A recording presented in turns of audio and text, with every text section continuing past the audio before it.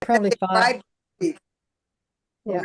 We're all here. We'd like to start, and we start with the Lord's Prayer, and Francis will lead us. Okay, let's all take a deep breath together. Inhale, hold, and then exhale together. Raise your hands and call in the energy from above, the higher dimension. Let it come into you. And let's say the Lord's Prayer together using the word Creator, our Creator. Touch the forehead. Our Creator, who art in heaven, hallowed be thy name. hallowed be thy name. Hallowed be thy name. Thy kingdom come, thy will be done in earth as it is in heaven. Give us this day Daily bread. and forgive us our trespasses as we forgive those who trespass against us. and lead us not into temptation, but deliver us from evil. Thine is the kingdom, the power, and the glory, now and forever. Amen. Amen. All right, we want to introduce everybody who's here. We've been looking at everybody on the Zoom screen, so let me go start here in the room. In addition to Francis and myself, we have Mitzi in the corner. Hi. And Linda. Hello. Linda. Yoo-hoo. Linda. And Dawn. Hello. Hello. Don. Hi, Dawn. And then so there are 5 of us here, and there are more on Zoom than here in the room. On Zoom in the top left corner, Kathy. Hi, Kathy. Who's that with Joanne? And she'll show up later. Okay, there's Joe. And Hi, Joanne. I'm next up the top, and on the top right is Jean, who's going to be our speaker tonight. Jean. Hey. Do you pronounce your last name Purviance? Purviance, but that's fine. Okay, Purviance, I got it. Yeah. And below is Tom Wilmoth. Hey. Very center is Anne Marie. And on the left there is Pam Snow. Hi, Pam. It's Hi, Pam. Hi. Hi. Underneath is Bear and Joe Wagner. And then to the right on the screen is Yacht Fu. Hi, Yacht. Hi, Yacht. And this is hello, everybody. Welcome. And now Who's Joe's friend? Joanne, who's your friend? Oh, you're muted. My husband, Bear. Hi, Bear. I never. Hi. All right. And if any would like to hear anything that someone has to share, it might be anything that you'd like to share tonight. It's open floor. Anybody have anything? I don't see any hands. Then I'd like to introduce our speaker.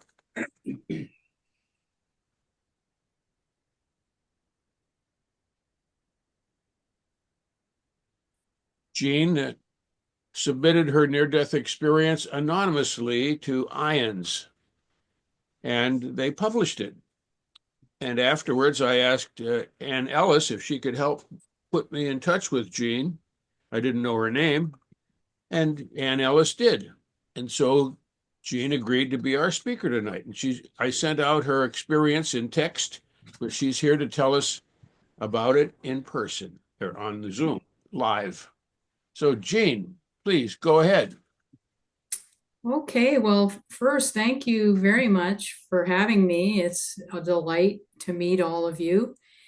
And I submitted my experience anonymously really because I wasn't sure what would happen when I submitted it, And so I thought, well, I'll be as safe and just do it anonymously because it's the first time I've really put it out in any kind of a public way. So I don't know how many of you might have read it ahead of time since Dick shared it with everybody, but I'm just going to go through it. And I think of it as being sweet and simple. It's the highlight of my life. Just such a wondrous experience. And when I had the experience, I'm 78 now, and I had the experience when I was 28. And I was living on an alternative lifestyle community called The Farm in Tennessee. Been there. Some of you may have heard of it. At its height, there was 1,500 people living on 1,750 acres. And our goal was to form a gentle lifestyle that the world could embrace, since we were using things up at a rapid rate. We were a bit ahead of our time, but we were also a bit idealistic and naive. But it was a wonderful experience. We were very poor, and when I was 28 years old, I got really sick, and I think it was a flu. Maybe it turned into pneumonia that was going around in that year, 1976, and was, known to be killing more people than normal. And the symptoms that I had were high fever, constant vomiting and diarrhea, sore throat, coughing, congestion, headache, body aches, weakness, and it had been going on. And on the farm, we had a clinic, but it wasn't necessarily staffed with professionals. And so a midwife in training came and visited me, and she was so sweet. She held my hand and she said, "I'm so sorry, but there's really nothing we can do for you." And so after about 5 days where I really should have been in the hospital, probably on IVs for, I would guess, severe dehydration, I was lying on my bed at night with my husband sleeping next to me, and I just felt so incredibly miserable. I just felt horrible. And then suddenly I left my body through the top of my head, and baby angels guided me up, one on each side of my head, guided me up out of the top of my head. And I found myself looking down on my body on the bed and my husband, and it just felt so good to be out of my body. I wasn't suffering any longer. It was just so much relief.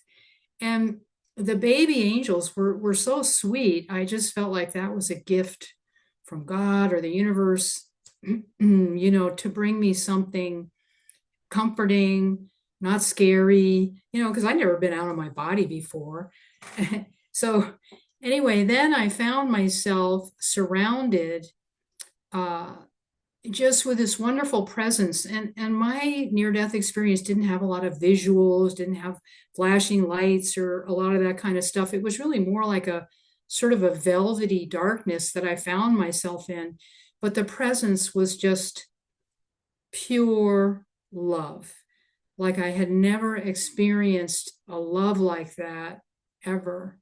And it was just strong and pure and just totally accepting. And it wasn't like a person, it was just a presence. And then I became absorbed into that presence and became the love. And, that's, a topic for discussion, because trying to explain what that was like is really difficult, because when you become love, and I didn't realize this till afterwards, so maybe I'll continue and then I will go back. But anyway, after some time, I have no idea how long, I didn't pay attention to a clock or anything, at that time in the night or anything. I was pulled back out of the lovingness to where I was experiencing the presence again as sort of a separate entity, being all love. And I realized I had just been that love. And the presence communicated to me telepathically, do you want to go on with me or do you want to go back? And I just telepathically said, I want to be with you forever. I didn't want to go back, but I was given a vision. And it was a vision of my two toddlers. I had a 2-year-old and a 3-year-old. And there were a lot of other kids on the farm that I took care of, or that, we just had a lot of kids. And the vision was of my two toddlers looking up to the sky, waving goodbye to me with these about 20 other children that I knew waving goodbye to me. And I said, wait, I can't go on with you. It would be too cruel to leave them without a mother. And suddenly, whoosh, through the top of my head, I'm back in my body. I'm completely mind blown. I'd never heard about anything like a near-death experience. I didn't know what had happened, but I was completely healed. I had no more fever, no more throwing up, no more diarrhea, no more sore throat, anything. I was a little bit weak, from having lost, a lot of fluid and not having any sustenance. And I was just completely mind blown because they weren't talking about near-death experiences, at least not that I knew of back then in the 70s. And, I would try to tell people about it and they would mostly say, oh, that sounds nice. Well, when can you get back to work? Or, can we trade babysitting yet? And so I just held the experience in my heart for many years. And when I left the farm and married another lovely spiritual man, and in my early 40s, I started hearing about near-death experiences. I started hearing about Raymond Moody and his work, and I went to, kind of a New Age workshop where Danny and Brinkley was there talking about his near-death experience, and I went, well, that's what happened to me. I just didn't know what to call it. And when I did when I submitted my story to IANDS, they ask you questions. They have this questionnaire. There's 17 questions or something like that, to see if you really had a near-death experience. And I ticked almost all the boxes, like probably about 15 of them. The thing that I didn't tick was I didn't see relatives. I didn't see anybody, I didn't go to heaven or, have a life review or anything. It was just a very pure, simple experience of being surrounded by love and becoming one with that love. And it was the most wonderful thing. And the thing about becoming love is you don't have sort of a subject-object relationship. Like Anne-Marie, I know you love your dog, just seeing you with your dog and your dog loves you, usually, or, we love our spouse, or for me, somebody's kind to me and I just find myself falling in love with them. But it's somebody, or it's Jesus, or it's, maybe another guru or your pastor or somebody. And so there's you and there's that person, that love. And that was kind of like the first kind of love I experienced when I was other than the presence. When I became the presence, I wasn't aware of myself going, oh, I am all love. I was just the love. But when I was brought out of that again and interacting with a presence, it was the most wonderful thing that ever happened to me. And I've tried to, I've been on a spiritual quest all my life, starting out as a Catholic child and, in love with Jesus and going through various, phases on my spiritual journey, as I'm sure all of you have also. And I feel like I've sort of been trying to recreate that love or figuring out, can you recreate that love or experience that love while you're alive? And so, that's kind of where I am at this place in time. And I actually lived in India for 6 years. I studied a lot of holy men, lived in an ashram with a very holy man, very loving, high being. And, I found that those people had, even though maybe they didn't have a near-death experience, for me, they encompassed the feeling, the love, the presence, because my belief is that why are we here? We're here to love. We're here because we can love another entity.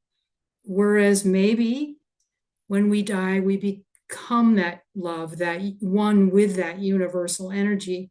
And so, the more loving, the more kind, that we can be. There's a quote from one of these teachers in India that I studied.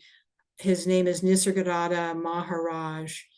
And he says, in all the universe, there is only one thing of value, the power of love. And so I guess that's what I'm here to share with you,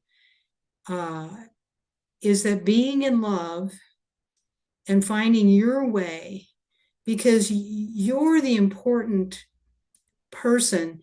I don't know, I wasn't any great person. I was a wildflower child doing psychedelics in San Francisco. I didn't deserve to have this wonderful experience. I had made tons of mistakes. But the most important thing is you and your journey, and my wanting just to communicate with you, don't fear death. God is kind. God has a sense of humor.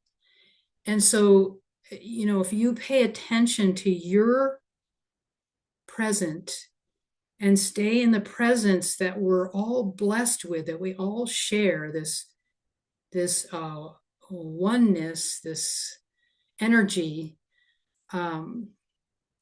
that the more time we spend there, the more magical your life will feel, and the more connected you will feel with the divine and the love, while we have the blessing of having a body to share it with each other. So I guess that's pretty much what I wanted to say. And then if you have questions or comments or anything, I'm happy to answer.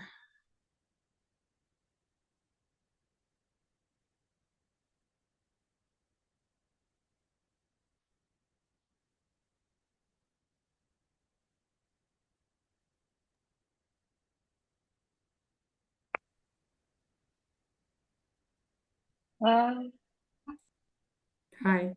we would like to honor you for the love that you live, for your life living in love, for doing an example for us to follow. When I read your story, I was deeply touched. Thank you. Thank you. Thank you. Thank you. Thank you for reading my story. I'm happy that it, was useful.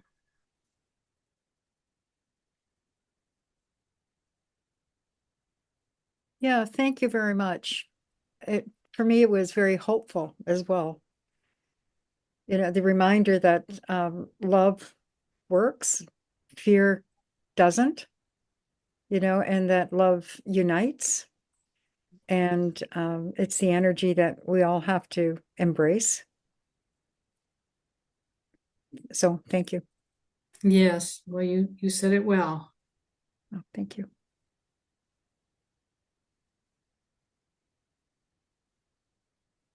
I will mention one other thing that's, it's the vision that I had of the children and coming back.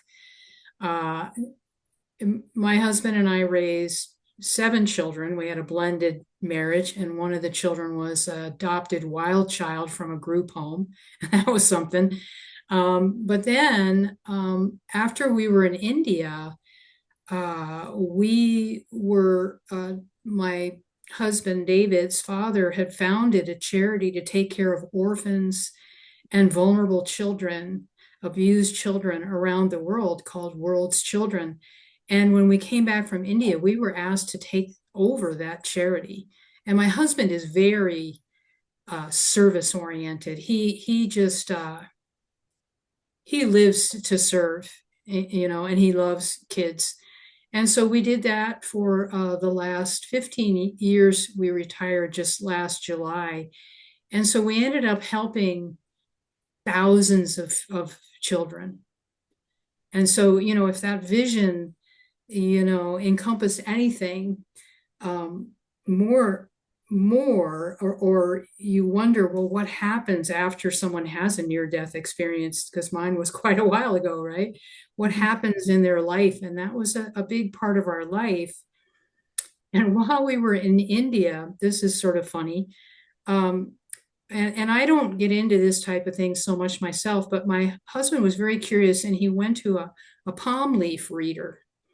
And apparently there are these palm leaves that are thousands of years old, and your story's written there. And they found his story. And one of the things the palm leaf reader said was, in a past life, you were very wealthy. You lived in Atlantis. You were very wealthy, but you didn't share. You were more greedy, you were more selfish. And so you came back in this lifetime to share, but you wouldn't have a lot of money. And we're not, rich people. If any of you have ever run a nonprofit, it's not like a place where you make a lot of money, but I just thought that was so funny because, people might look at us and go, oh, you're such great people. And, I'd be thinking in the back of my head, yeah, well, that's because in a former life, we were like not so nice. So, but anyway, that was the vision of the children part and how it worked out. And I think that's a key thing to remember is I haven't formulated this thought in my head yet, but I think as adults, we have to really look at the needs, the wants, and the future of the children. I think adults can be very selfish and just look at themselves and their current issues, the current things that's happening to them. But I think the metaphor of what you were talking about the children and the children needing you, and that's why you came back. I think that's a universal metaphor now, actually, that adults really need to be there for the children, for the future generations, and be responsible and act like responsible adults so that we can pave a very safe way for the children for the future. Yes, I agree with you. I agree Yeah, with and you just completely. Yeah, and just on that, I have a friend who was a missionary in Africa for years. He's 80, and he is actually going back to Nigeria. He's starting a nonprofit for Christian children. He used to go and build orphanages. And you probably know that there's on average 27 to 30 Christians killed daily, and 7 churches burned daily in Nigeria. So he's going back to build more orphanages for these children. I think, the children are the future of the world. That's right. It's Yeah. true. And they pass it on. We worked a lot in India, and we knew India really well from having lived there. But we got to see, we put a lot of kids through college. It's like from cradle to through college, because the charity has been going for 60 years now. So, you could kind of see where they ended up, and they all wanted to give back. They all wanted to help others. Mm-hmm. Many of them became nurses, doctors, Yeah. just a lot of teachers. And so I think that's true. One thing that I sort of learned, like, say, even from the vision that I had where I said, I have to go back. I almost feel like God tricked me, because there was something in me that could not say no. Mhm. And I'm a person who believes that, I guess, everything happens by the will of God, and there's this drama going on, and it's better to stay in a loving, the peaceful presence than to get too involved in the drama. Because if God wants you to do something, you're going to kind of do it whether you like it or not. And when I was trying to get to India, I started working in group homes in the US to earn money to go over there, but I didn't, I was a temporary staff. But there was one boy in there, and I was already in my mid 50s by then, right? And all my other kids were grown up. I'd finally gotten them all out, I was finally an empty nester. And I could not leave this boy in that group home. He felt like my own child. I had to take him out of there. And we adopted him, though he was considered unadoptable. He was so kind of crazy and wild and messed up, a terrible past. But I had to do that. And it was like it melted my heart. He melted my heart somehow to where I just couldn't do anything else.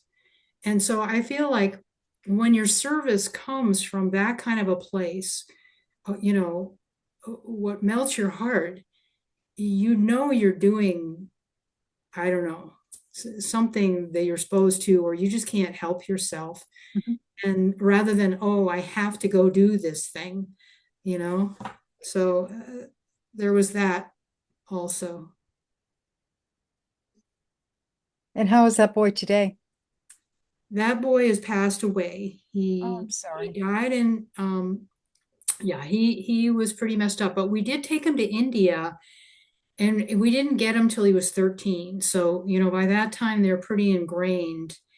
And he, followed in the footsteps of his father. When they become, over 18, they won't listen to anything you have to say. And he needed to be on Social Security. He had possibly brain damage at birth. He just had a lot of issues. And he became an alcoholic. I don't know, the whole system in the US for kids like that who fall out of the system, it's just messed up. They just get lost. I think a lot of them end up homeless. But he ended up, he couldn't read, he couldn't write. He probably overdosed on something. I don't think he did it on purpose, but he probably just mixed some things together that weren't supposed to be mixed together, and he might not have even been able to read the bottle. So it was sad, but he had a very spiritual life in India. The ashram where we lived was at the feet of a holy man named Sathya Sai Baba, and what he did was he brought hundreds of thousands of people from all over the world to come sit together. On Christmas, they'd celebrate Jesus. On Buddha's birthday, they'd celebrate Buddha. Jewish holiday, the Muslim holiday, you'd have Jewish people sitting next to Muslims, people from the US sitting next to Russians, and everybody was just there sitting. He was like the presence of love incarnate, but it was like, it's all the same God, so let's just not fight about it. If you're a Christian, just be a better Christian, but we're going to all come sit together. Mhm. And and honor each other's beliefs. So he was brought up in that, and one time, he just he almost got busted by the police. We actually had to get him out of the country. But we asked him one time, because there would be darshan where thousands of people would be sitting together meditating. And so we said, okay, Jared, you look like you're sleeping when you're at darshan, which is sitting in the presence of a holy man. What are you doing? And he says, I'm meditating. And so we said, okay, well, how do you meditate? And he says, well, thoughts come through, but I don't have to follow them if I don't want to. And we went, okay, he knows how to meditate. He would blow our minds that way. And he, so anyway, he's just a whole story in himself, but he got to be in that kind of sacred energy. And over in India, there's kids herding goats. They can't read or write either. He wasn't like sort of ostracized and always put in the timeout booth with always set apart from any of the regular kids. He was just he was accepted. So that was his story. Thank you.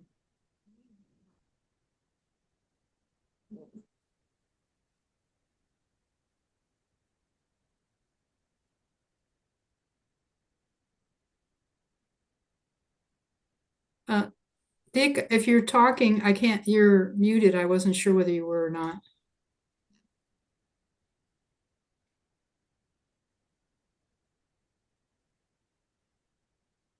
Okay, now I'm unmuted. When I read your story, Jean, what fascinated me was the two perspectives of love. The one in which you were absorbed and you were the love, and there was no object, you just were love. And then the other was you were outside of the source, or you were apart from love. But you were still in the love, but you weren't inside of it. And that's really an interesting perspective. Yes. And, as I say, I've been searching to figure out, have other people, felt this? Can you recreate it in life? And I have found through some of the paths, things that I've read about the path of surrender, of non-duality, if I could just take you for a minute, and maybe you're my guinea pigs, because I've never done this before with anybody, but for me, the holy man that I resonated with and just felt so much love from, he would have private interviews with people, and we were lucky enough to have that.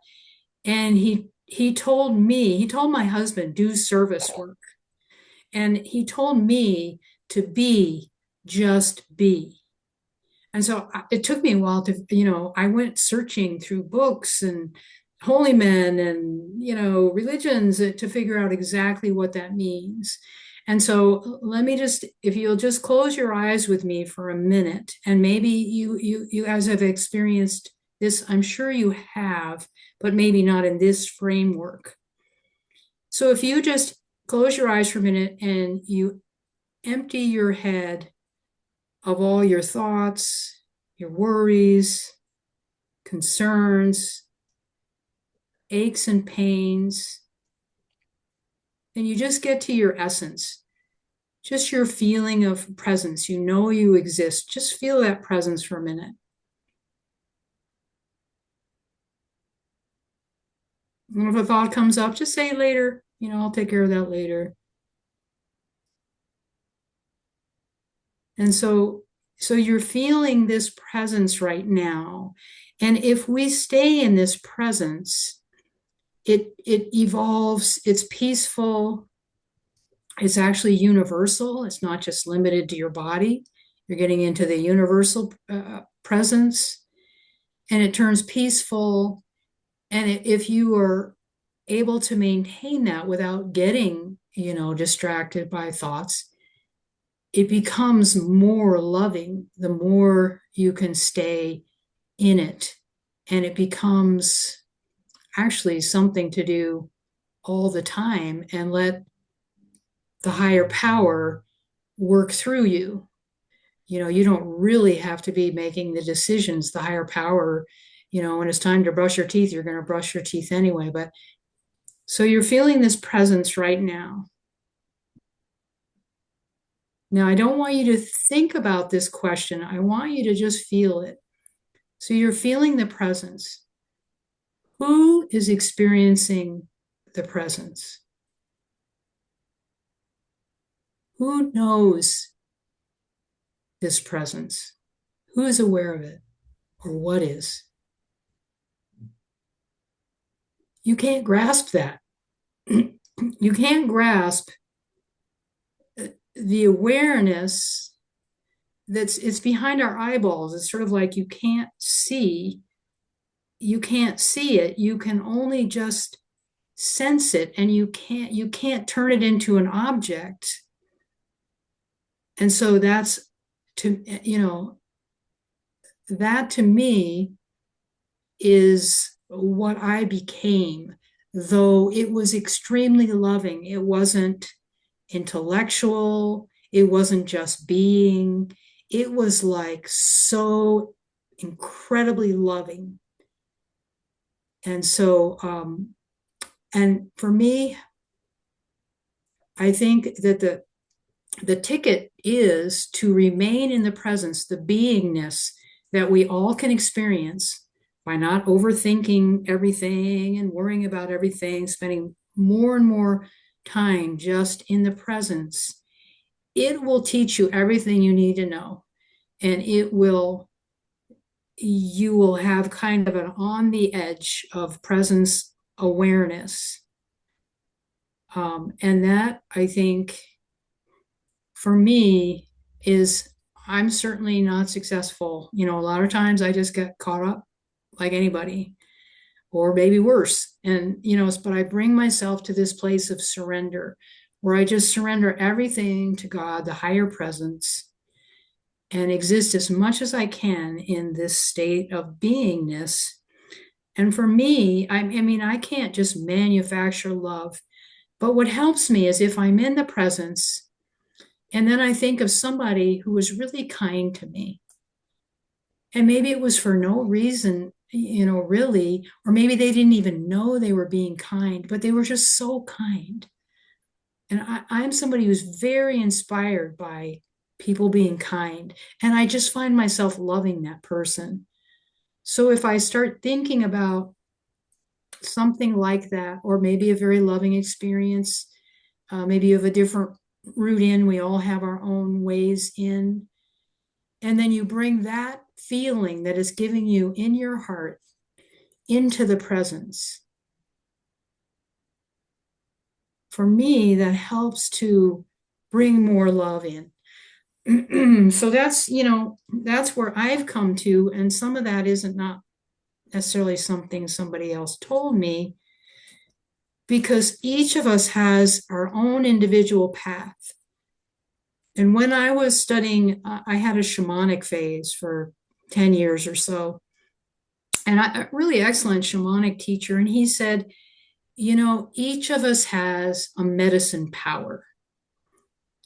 And that might be, maybe you can call animals to you. Maybe you're a visionary. Maybe you're, like my husband, he's just the kindness that exudes out of him. He doesn't do it on purpose. Whatever your medicine power is, you don't need to be everything. You don't need to say, oh, I'm not as, such and such as this person. You just need one little medicine power, your thing, and everything, the highest spiritualness that you can experience in this world, will grow from that. So I'm going on and on here. That's good. Thank you. Any questions or comments from anyone? Yeah, I've got a comment. Dawn, let me put the camera on Dawn.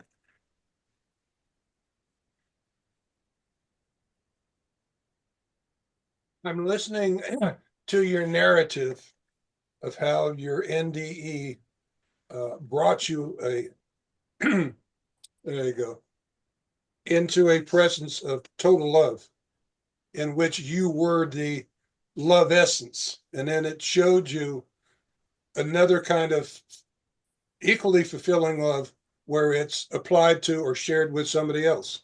Is that a good? Okay. Yes. But what you've done to that is you've taken it off the planning stage and put it into play. And I see that as a complete fulfillment of what, and very simply, of what Jesus says that we need to do. And that starts with when the smart lawyer trying to trap Jesus asked Jesus, what is the greatest commandment? And what did he say?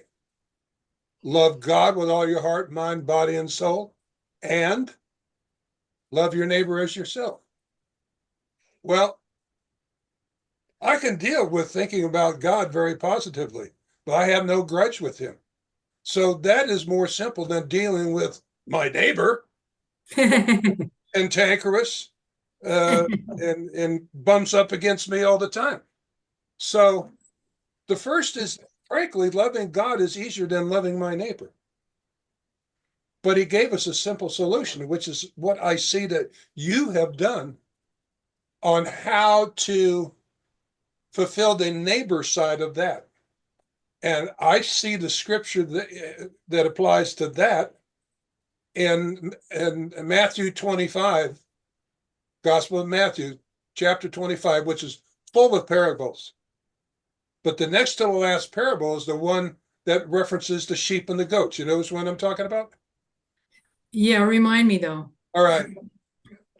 It's a parable of the end of the world, figuratively, the end of the world. It says, the king is in front of his kingdom, and he has separated his population into two. He's put the sheep on his left and the goats on his right. And to cut it short, he commends totally the sheep for doing simple acts of mercy. And what were they that he referenced? Feed the hungry, clothe the naked, give drink to the thirsty, visit the sick and the sheltered, go to the prisons. He says, because, and they say, really? That's it? He says, because you did it. When did we do it for you? And he says, because you did it for the least of me and mine, you did it for me. And he is simply saying, these are simple acts of mercy, which we can do day in and day out if we just keep our hearts and minds and eyes open. And as we do it for the least of these who are in need, we do it for God. So we do worship God, and we do fulfill our neighbor's needs. And it's a 2-for-1, if you want to put it that way, by doing these simple acts of mercy. And you've done that, I see, for after your near-death experience, for your entirety of your life, which is a beautiful, practical fulfillment of how love is to be transferred to this earth. Just do the next simple thing, which involves somebody else that's in front of you to do. Well said. Yeah. Well said. Yeah. Yeah, read Matthew chapter 25. Look at the parable. It's a little bit more involved, but basically that's what it says. Yeah. Yeah. I am familiar, but hadn't heard it for a while. So thank you. Someone else have a comment or a question? Well, I have a comment completely off topic. Well, okay, let's put the camera on Linda. This is more in the social immediately realm. The summer of 76, I was on my way from Boston to the Rainbow Gathering in Montana. And we spent the night at Wendell's Pond that first night. And someone said, oh, you have to go to Stevens Farm. So we, instead of going due west, we went and went due south. And in June of 76, I spent a couple of nights at the farm. And I think that was the same time you were probably there.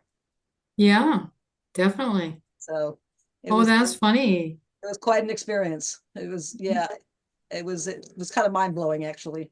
Yeah. Well, we were very idealistic, and it was a noble experiment. And the spiritual midwifery that happened there was incredibly loving. I know they said to all the pregnant girls, if you don't want your baby, come, we'll deliver it and keep it. That's right. And if you ever want it back, you can have it back. I mean, that's just what an act of love. Yeah. Absolute love. Yeah. Yeah. So it was. What's up with the farm now? The farm is still there, and there's probably about 200, 250 people there. What happened in the mid 80s was we just were going bankrupt because our belief was, we all come together and put all together and give to each according to their need. And but we just didn't have enough money coming in, so we were always sort of borderline starvation. And we went to individual money. We said, if the farm's going to survive, we have to go to individual money. And so that's what happened. And then some people, it was kind of a rural area, maybe that they couldn't get a job, or they wanted to go back to school, or they had kids, they wanted to go back to where they lived, previously. And there's folks who've been there from the very beginning that are still there. My husband and I decided to move to Montana. That we kind of felt like, well, it's time to infiltrate. We were on the farm trying to lead a very spiritual existence, and some things we failed, others, we were out to save the world. We were just doing so much charitable stuff. So the idea of just infiltrating was what, rather than stay, huddled up together, to go out into society and just try to be a good person, I thought the farm was great. And I assume Stephen's not with us anymore. No, he passed away several years ago. What a vision. Yeah. All right, thank you all for sharing. Any other comments or questions? Or are we ready to say goodnight? Jean, I have this on video recording, and when it clears, I'll be glad to send a copy to you. That would be great. You are the first group I've really spoken to, about my experience. So thank you. Thank you all for having me, and thank you, Dick, for recording it.